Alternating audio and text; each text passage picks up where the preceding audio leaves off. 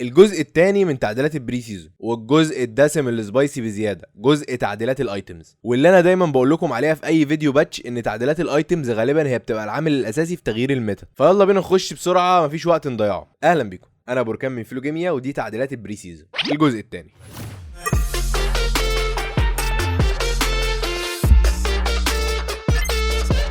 اول حاجه لازم تعرفها ان خلاص ما بقاش في حاجه اسمها ميثيك ايتمز، بح خلاص مفيش منه تاني. هتقدر تجيب اي ايتم نفسك فيها مع اي ايتم تانية، مش هتبقى محتار تختار الايتم دي ولا الايتم دي، هات الاثنين على طول. وقبل ما نخش في التعديلات والايتمز الجديده، تعالوا نودع مع بعض شويه ايتمات انا شخصيا زعلان ان هم يتشالوا، عشان معظمهم انا كنت بشتريهم كل جيم وبعتمد عليهم في طريقه لعبي بشكل كبير جدا، فانا مش عارف هعمل ايه من بعد فراقهم الصراحه. تعال نروح لاول حاجه، لايتمات الابيليتي باور اللي هتتشال. والايتمات اللي هتتشال هي الكراون والايفر فروست والليشنج لير والديمونيك امبريس والنايت هارفست واللودن تمبس، واخيرا الستوب واتش. انت بتقول ايه؟ الاقي دلوقتي شويه ناس بتصوت وبتقول لي يا لهوي ده نصهم ايتمات جديده لسه ما بلاقاش سنه معانا اصلا، وازاي هيشيلوا الستوب واتش والكراون؟ هحمي نفسي ازاي من زد والتالون والشله دي؟ هقول لك تاني، استنى تعديلات الايتمز هتشوف بلاوي اكتر. المهم دي كانت ايتمات الابيليتي باور اللي هتتشال. نروح بقى لايتمات الاساسن، ودول كده كده ما عندهمش ايتمز كتير، فهيتشال منهم ايتمتين بس، وهم الداسك بليد والبراولرز كلو. وما تخافوش هيضيفوا ايتمات تانية احسن منها يعتبر. بالنسبه بقى للتنكات واللي حالهم برده مش احسن حاجه، هيتشال منهم شويه ايتمات. الايتمات دي هي التربو كيم تانك والراديانت فيرشو والايفن شراود والجارجويل ستون بليد، وجزء الايتمات اللي هو الايجز اوف ليجن واللايف ويل بندد. مش زعلان على اي ايتمات من الشالو دول غير الراديانت فيرشو، كنت بشتريها كل جيم بس ما علينا. ايتمات الانشانتر اللي هتتشال قليله جدا برده، الكيمتك بيوتريفاير والتشالس اوف هارموني. كل اللي فات ده كوم واللي جاي كوم تاني خالص. عشان ايتمات الفايتر اللي هتتشال هتشيل معاها شامبيونات من الميتا لو ما جاش حاجه زيها تاني. والايتمات اللي هتتشال هي الجورد درينكر، الديفاين ساندرر، سيلفر مير دون، والايرون سبايك ويب. انا مش زعلان الصراحه على السيلفر مير ولا الايرون سبايك، لكن الجورد درينكر والديفاين دول مأكلين توب لينرز، يعني ناس زي جاكس وفيورا وكاميل وحاجات تانية كتير، كل دول مش هيعرفوا يعملوا ايه من غير الايتمات دي، فلو ما نزلش حاجات زيهم قدام للتوب لين فالتوب لين باظ يعتبر. المهم بالنسبه للاديكاري ما تشالش غير يا دوبك الريج نايف، والحمد لله الجيل فورس. واحلى حاجه في الجيل فورس ان هي تتشال الصراحه، يعني الواحد بقى بيقعد الاديكاري بيقعد يفلفص منه كده وحوارات،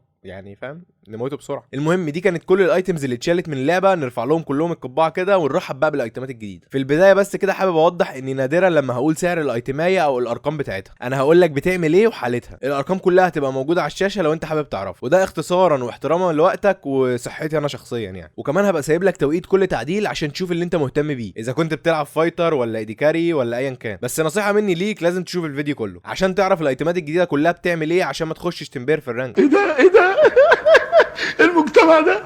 وكمان حابب انوه ان الفيديو ده كان بيتكتب اول ما رايت نزلت التعديلات، فممكن يحصل شويه تغييرات خفيفه، ولو حصل حاجه والفيديو بيتعمل هتبقى مكتوبه على الشاشه عشان تبقى عارف كل حاجه. بس يلا بينا بقى نخش في التعديلات.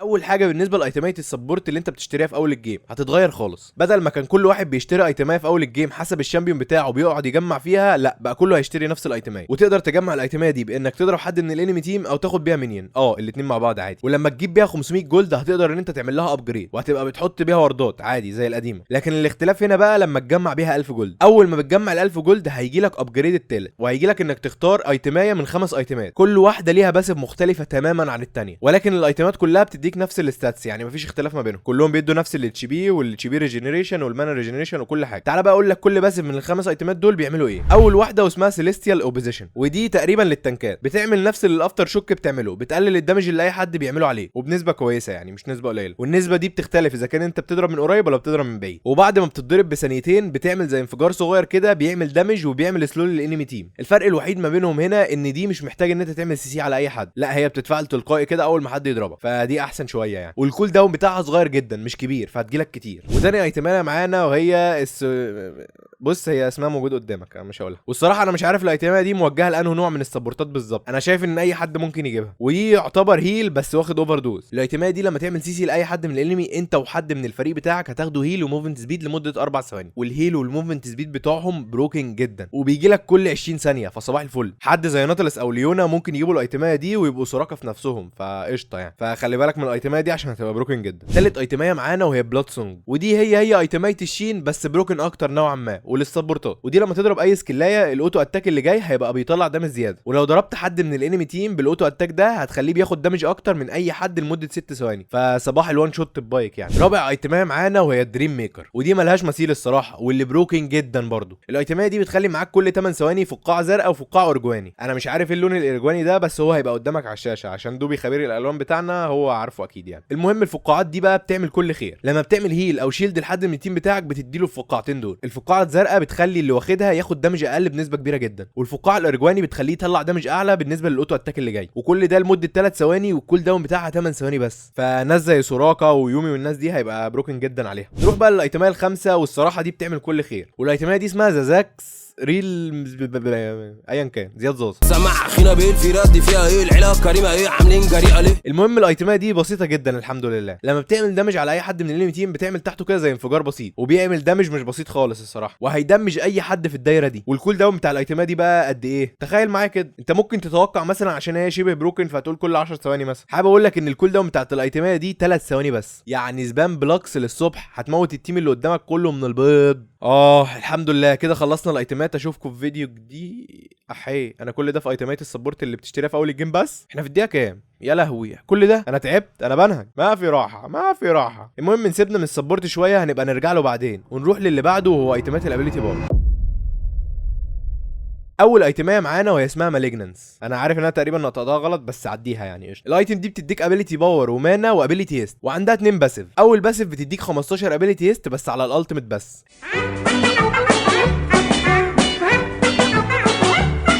الباسيف التانية بقى لما بتدمج حد بالار بتاعتك بتولع الارض من تحتهم كده، وبتدمج فيهم طول ما هم واقفين على الارض المولعه دي، والماجيك ريزيست بتاعهم بيبقى اقل حاجه بسيطه. ايتمايه لذيذه جدا وجديده فعلا، هتنفع الناس اللي بتضرب الار كتير زي اهري وكارما والناس دي. تاني ايتم معانا وهي كاسترز كومبانيون، ودي بتدي زي اللي قبلها بالظبط ابيليتي باور ومانا وابيليتي هيست، وليها 2 باسيف برضو. اول باسيف وهي انك بتجمع رصاصه كل 3 ثواني، هنسميها رصاص عشان انا مش عارف اشبهها لك ازاي. المهم واكتر عدد للرصاص معاك 6 رصاصات. اول ما تضرب اي حد من الانمي تيم ماجيك دامج، الرصاص اللي معاك كله ده هيطلع عليه يدمجه جامد جدا، هو وواحد كمان من صحابه اللي واقفين جنبه، حاجه زي اللودنز ايكو كده بس على تقيل. الحلو بقى في الايتم دي ان لو مفيش حد واقف جنبه، يعني بمعنى تاني اللي ضربته ده واقف لوحده كده فرداني، الدمج اللي هيطلع عليه ده هيزيد بنسبه 35% لكل رصاصه، فيعني صباح الدمج ده هيتوان شوت حرفيا. واحنا هنا بنتكلم على ايتمايه جديده مش سكيلال شامبيون جديد ولا حاجه. المهم الايتمايه اللي بعدها وهي الستورم سيرج، ودي بقى في المختلف منه، بتدي ابيليتي باور وماجيك بنترينيشن وموفمنت سبيد، وليها 2 باسيف، والاثنين يعتبر واحد، انا مش عارف مفرقينهم ليه. الباسيف الاول لو دمجت حد 35% من الاتش بي بتاعه خلال 3 ثواني بتاخد موفمنت سبيد لمده ثانيتين، وبتفعل عليه حاجه اسمها الستورم سيرج. وهنا بقى يجي دور الباسيف الثانيه، لو حد اتفعل عليه الستورم سيرج بعد ثانيتين بيقوم واخد دمج غشيم جدا يعتبر بيفجره، واللي واخد الدمج ده لو مات قبل او بعد الدمج بيعمل انفجار كبير جدا كده، كل اللي حواليه بياخدوا دمج. والدمج اللي انا بقول لك عليه ده ما تستقلش بيه خالص، هو بيلسع اذا كان اللي بيضرب واحد او اللي بينفجر مره واحده ده. وبعد المتطلبات الكتيره اللي انت احتاجت تعملها دي والدمج والانفجارات دي كلها انت بتاخد 30 جنيه. اللي هو قرايت بتراضيك اهو، يلا يا عم مشي نفسك، بس مش وحش 30 جنيه يعني وانت بتطلع الدمج ده كله. الايتمايه اللي بعدها وهي الكريبتو بلوم، وما تعرفش الايتمايه دي نازله لمين الصراحه عشان اللي بتعمله غريب شويه. الايتم دي بتدي ابيليتي باور وماجيك بنتريشن وابيليتي هيست، وبارقام مش بطاله بالنسبه لسعرها. الفكره في الباسيف بتاعها بقى انك لما تقتل حد او تساعد في قتله بيظهر تحت الحد اللي مات ده دايره كده، الدايره دي بقى بتعمل هيل لاي حد من التيم بتاعك واقف فيها، وهيل نوعا ما يعني مش صغير كبير. فانا مش عارف هل هي موجهه للسبورتات اللي بتلعب ميد يعني ولا ايه، بس ايا كان فهي ايتمايه فريده من نوعها وهتبقى حلوه. الايتمايه اللي بعدها او خلينا نقول جزء من ايتمايه وهي الهانتنج جايز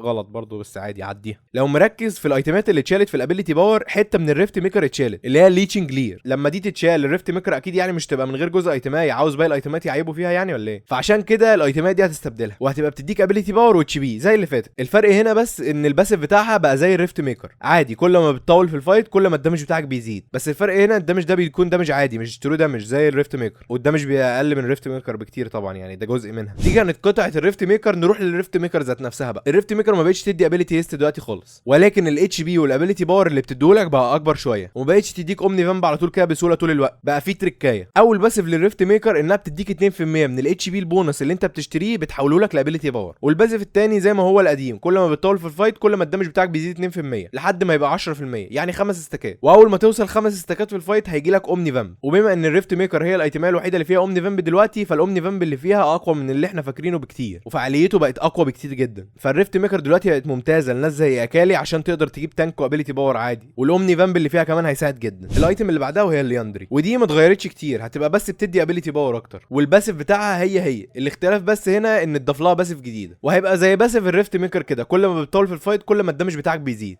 2% كل ثانيه لحد ما يوصل 6%، يعني اخرك 4 استكات. بس في الاخر هو بف حلو جدا للايتم اللي هو كل حاجه زادت فيها ونفس السعر، فقشطه يعني. الايتميه اللي بعدها وهي الهورايزن فوكس، ودي ماشيه عكسهم شويه، يعني باقي الايتمز كنا بنشوف زيادات في الابيليتي باور بتاعها، لا دي الابيليتي باور بتاعها اقل ومش هتبقى بتدي اتش بي خالص. والحاجه الوحيده الجديده فيها انك لما تضرب حد من بعيد يعني باي لوكس مثلا وتفعل الدمج بتاع الايتم، الباسيف الثاني هيخليك تظهر اي حد من الانمي تيم في رينج صغير كده. مش عارف ده مفيد اصلا ولا لا، يعني انا نادرا لما هيفيد حد، بس قشطه يعني. بس في المجمل الايتم بقى سعرها ارخص، بس هي خدت نيرف جامد، فانا مش عارف مين هيشتريها الصراحه. فاكر لما قلت لك انهم شالوا الستوب واتش؟ ما تخافش، هم شالوها عشان يجيبوا لك ايتم احسن منها، وهي السيكرز ارم جارد، جزء الزونيا دي اللي هي كانت مجرد بتجمع لك شويه ارمور، لا دلوقتي هتبقى بتعمل نفس اللي الستوب واتش كانت بتعمله، بتقدر تجمدك لمده ثانيتين ونص لكن مره واحده بس في الجيم، وهتبقى بتديك ارمور اللي انت كنت بتجمعه على فتره كل مره واحده. فالايتم دي بقت بص تنين مجنح. المهم الايتم اللي بعدها وهي الشادو فليم، ودي بقى ماشيه على نفس الترند، شالوا الاتش بي منها وخلوها بتدي ابيليتي باور اكتر، وكمان عدلوا الباسيف بتاعها. دلوقتي لو عملت ماجيك او ترو دامج لاي حد اقل من 35% من الاتش بي بتاعه، الدامج بتاعك ده هيبقى بيعمل كريت وهيزود الدامج بنسبه 20%. وصدقني موضوع الكريتيكال ده بروكن جدا، دي يعتبر كوليكتور بس الاوبي منه بقى. تخيل كده انت معاك 30% من الاتش بي بتاعك، يعني يقول 1000 اتش بي، فيجر جدك ار بالايتمايه دي انت هتنفجر حرفيا. وايا كان الشامبيونات الثانيه الكريتيكال ده فعلا هيخليهم يلسعوه، فالايتمايه دي هتبقى ممتازه جدا. بالنسبه بقى للكوزميك درايف، فدي بقى هيقللوا الابيليتي باور الابيليتي هيست بتاعها، بس هو ده التعديل بتاعها، لكن اي حاجه ثانيه زي ما هي. الايتم اللي بعدها وهي مش ايتم قوي، هو الكتابه ب 435 جولد ده، عارفه هيبقى ب 400 جنيه بس كده. اما انت فاكر ايه؟ اخر ايتميه معانا في ايتمات الابيليتي باور وهي الرود اوف ايجز، والايتم دي من رايي هي ماتت يعني، ومش هنشوف حد بيشتريها تاني، عشان هي اولا الابيليتي باور والاتش بي والمانا اللي بتديهم لك قالوا، وما اتغيرش الباسف بتاعها اي حاجه غير انهم شالوا بس انها تديك موفمنت سبيد، وكل ده مقابل انها بقت ارخص 100 جولد. فمش فاهم ليه موتوا الايتميه دي، بس قشطه عادي يعني، بقى في غيرها كتير.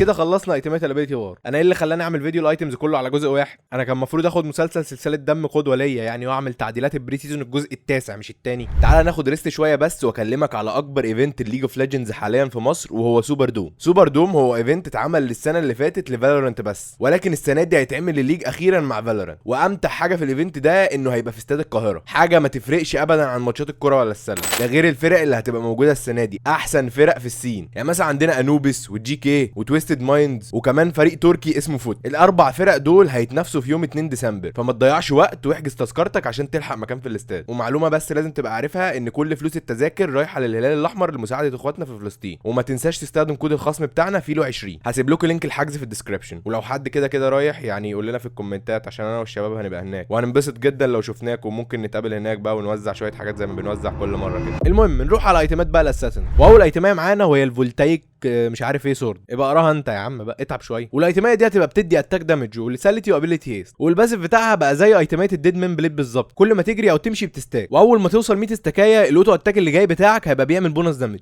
وكمان بيعمل سلو على اللي انت ضربته. الحمد لله ايتمايه بسيطه جدا ما فيهاش اي تعقيد. هي دي الايتمايه اللي بعدها وهي البروفين هايدرا، ودي هايدرا بس للاساسنز، هتبقى بتدي اتاك دامج وليساليتي وابيليتي هيست، وهتبقى بتعمل نفس اللي الهايدرا العاديه بتعمله، بس مجرد بس ان هي بتدي ليساليتي والثانيه بتدي لايف ستيل، بس هو ده الفرق. وكمان دي ليها الاكتيف القديم بتاع الهايدر اللي هو انت تقدر تضربها وبتعمل دامج تحتك كده في ظهريه. والتايتانيك هايدرا والرافينس هايدرا برضه هيرجع لهم الاكتيف، هنبقى نتكلم عنهم قدام في قسم الجبن، اقصد الفايتر. الايتم اللي بعدها واسمها هوبريس، اتمنى اكون قلت اسمها صح المره دي يعني. ودي هتبقى بتدي اتاك دامج وليساليتي وابيليتي هيست، يعني هو كل الايتمز الاساسا اللي فيها كرياتيفيتي، يعني بص ما شاء الله كرياتيفيتي السنين كلها بتدي اتاك دامج وليساليتي وابيليتي هيست، الفرق ما بينهم بس مجرد الاسم والباسيف بس. المهم الباسيف بتاع الايتم دي لسه رايت تقريبا ما نزلتش كل التفاصيل عنه، عشان كل اللي اعرفه عن الايتميه دي انك لما تقتل حد او تساعد في قتله بيظهر ليك تمثال في البيزا عندك، والتمثال ده بيبقى شبهك بالظبط. فمش عارف بقى التمثال ده بيعمل ايه ولا الايتم بتعمل ايه اصلا، بس هنشوف قدام يعني، ايتم عجيبه. المهم الايتم اللي بعدها وهي اوبورتيونيتي، والايتم بقى دي في الاختلاف منه بتدي اتاك دامج وليساليتي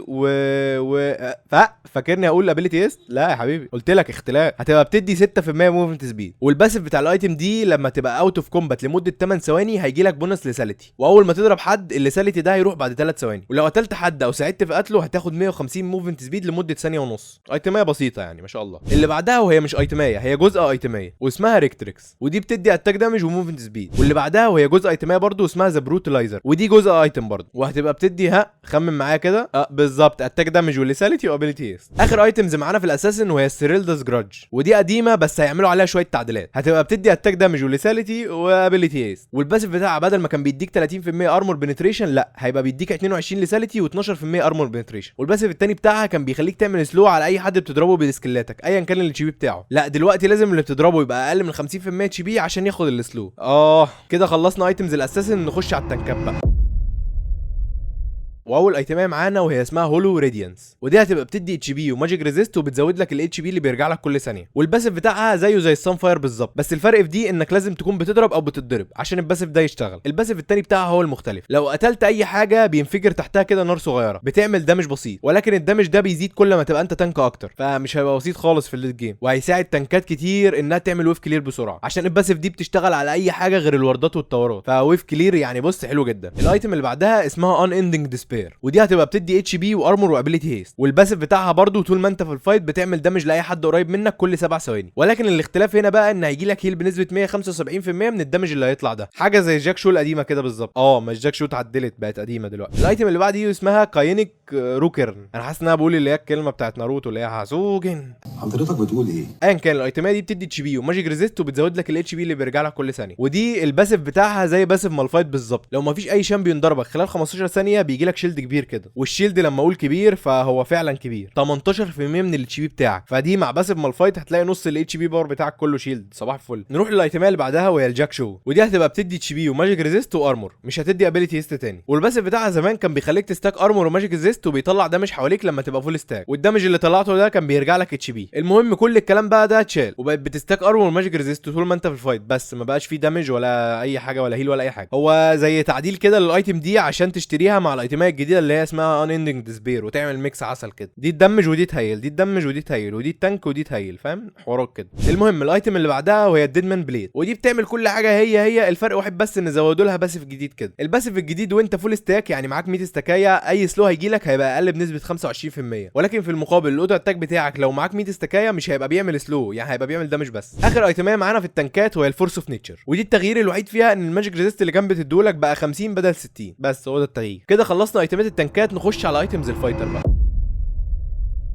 واول ايتميه معانا وهي الثاندر ديسكاي، ودي زيها زي الديفاين ثاندر اللي اتشالت بالظبط في كل حاجه ما عدا الباسيف، بس بقت مختلفه شويه، بدل ما كان الدمج بتاعها نسبه من اتش بي اللي قدامك بقت ان اول اوتو اتاك على اي حد هتضربه هيكريت، والكريت ده هيعمل 150% دمج زياده، وهيعمل لك هيل بنسبه 110% من الاتاك دمج الاساسي بتاعك و8% من الاتش بي اللي انت ناقصه. بص هي بالنسبه للدمج هي مش احسن من الديفاين خالص، عشان الديفاين كنت بتقدر تستخدمها اكتر من مره، ولكن دي احنا لسه مش عارفين الكول داون بتاعها ايه، فهو لو صغير قشطه مش حوار، لكن لو هو اكتر من 5 ثواني فبالنسبه للدمج الديفاين كانت احسن بكتير، ولكن بالنسبه للهيلينج فدي في الفايتات احسن بكتير، وهتقدر تخليك عايش فتره اطول من الديفاين بكتير، عشان الكول داون بتاعها لكل نفر مختلف زي الهارد ستيل كده، فلو الكول داون بتاعها صغير فالايتميه دي فعلا هتبقى احسن من الديفاين في حالات كتير جدا. والايتم اللي بعدها وهي اسمها نايترو هيكسا، ودي بتدي اتاك سبيد واتاك دامج واتش بي، والباسيف بتاعها بيديك 30 ابيليتي هيست بس على الار بتاعتك بس، والباسيف الثانيه بتاعتها اول ما تضرب الار بتاعتك هيجيلك 35% اتاك سبيد و15 موفمنت سبيد لمده 7 ثواني. انا شايف ان الايتميه دي مع الايتميه اللي قبلها على حد زي فيورا او جاكس هيبقوا دمار، هياكلوا التوب لين. الايتميه اللي بعدها وهي جزء من ايتمات كتير وهيبقى اسمها تانلر، ودي هتبقى بتديك دامج واتش بي وهتبقى داخله في ايتمات كتيره جدا، وكمان ايتميه ثانيه اسمها ستيل سيجل، ودي هتبقى بتديك دامج وارمور، ولكن لسه مش عارف هتبقى جزء من كام ايتميه. الايتميه الوحيده اللي عرفتها ان هي جزء منها هتبقى الجارديان انجن. بمناسبه اجزاء الايتمات الفيش برضو هتتعدل، وهتبقى بدل ما بتدي اتش بي كل ما بتضرب حد هتبقى بتديك موفمنت سبيد لمده ثانيتين، وايتميه كمان هتتعدل بشكل كبير وهي الهال بريكر، ودي هتبقى بتدي اتاك دامج اكتر واتش بي اقل. وبالنسبه للباسيف بتاعها اتغير بشكل كبير جدا، بدل ما الباسيف بتاعها كان بيشتغل وانت واقف لوحدك بقى هيشتغل عادي جنب اي حد، بس مش هيديك ارمور او ماجيك ريزيست تاني، هيبقى بيخليك تطلع دامج بس من خلال الاستكات، كل اوتو اتاك هتعمله هيديك استكايه، ولو ضربت انمي شامبيون او وحش من وحوش الجنجل الكبار زي البارون او الدراجون الاستكات بتاعتك كلها تروح، بس قبل ما الاستكات بتاعتك كلها تروح الاوتو اتاك اللي هتضربه ده هيعمل دامج اقوى. فالايتميه دي كده بقت احسن في حالات اكتر، مش لازم تبقى لوحدك عشان تاخد الباف بتاعها، بس الحاجه الوحيده اللي وحشه فيها بس انها مش تبقى بتديك ارمور ولا ماجيك ريزيست تاني، لكن لسه هتبقى بتخلي الكانون مينيون تانك عادي. ففي المجمل الايتمات دي بقت جميله مش وحشه. بالنسبه بقى للسترايت بريكر ما تعدلش فيها حاجات كتير غير انها مش هتبقى بتدي ابيليتي هيست تاني، والدمج والاتش بي اللي بتديهم لك قال له حاجه بسيطه، هو نيرف صريح يعني من الاخر. وكمان الاكتيف بتاعها بقى مش بيعمل دمج، بقى بيعمل سلو بس بنسبه 25%، وكل واحد هتعمل له سلو هتاخد انت كمان 25% موفمنت سبيد زياده. مش عارف ليه النيرف ده او التعديل ده اصلا، بس هنشوف حالتها لما تنزل يعني. والويتس اند برضو هتاخد يعني حاجه شبه نيرف كده برضو، انها مش هتبقى بتديك اتاك دمج خالص، ولكن هتديك تناسيتي بنسبه 20%. وكمان خلوا الباسيف بتاعتها ثابته على 15 دمج بدل ما كانت بتستاك من 15 ل 80 دمج، وما بقتش هتدي موفمنت سبيد مع كل اوتو اتاك تاني. فهو نيرف صريح صريح يعني من رايي. كده خلصنا تعديلات الفايترز، نخش بقى في تعديلات ايتم الانديكاك.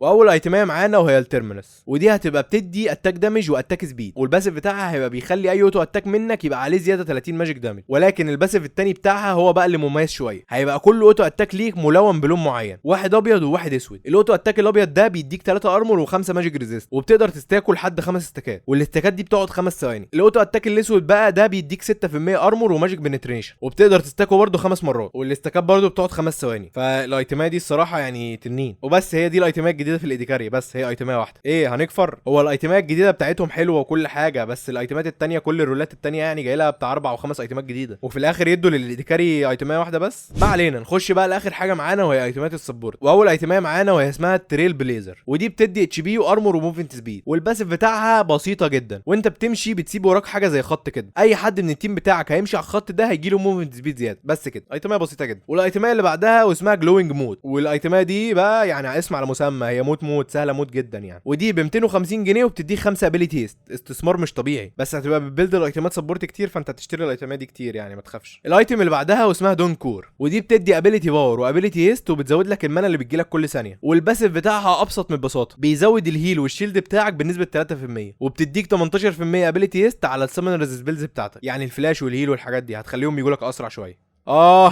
بس كده، هي دي كانت تعديلات كل الايتمز اللي رايت نزلتها. مش عارف هينزلوا تاني ولا لا، ولو حصل اي تغييرات اكيد هنقول لكم يعني. عاوزك تنزل تقول لي رايك، وشايف الايتمات الجديده احسن من الايتمات اللي اتشالت ولا لا، وايه رايك في تعديلات الايتمز القديمه. وحاجه كمان شفتها بس في كومنتات الجزء الاول مع تعديلات البري سيزون، الناس كانت بتسال على سؤال الحلقه. كنت عايز اعرفكم ان سؤال الحلقه ده بس حاجه خاصه بتنزل مع فيديوهات الباتشات، عشان فيديوهات الباتشات كله بيشوفها وبيستناها. بس لو عايزين سؤال الحلقه يبقى مع كل فيديو جديد مش فارق باتش او لا، قول لي في الكومنتات برضو. بس كده، كان معكم بركان، اشوفكم في فيديو جديد، سلام.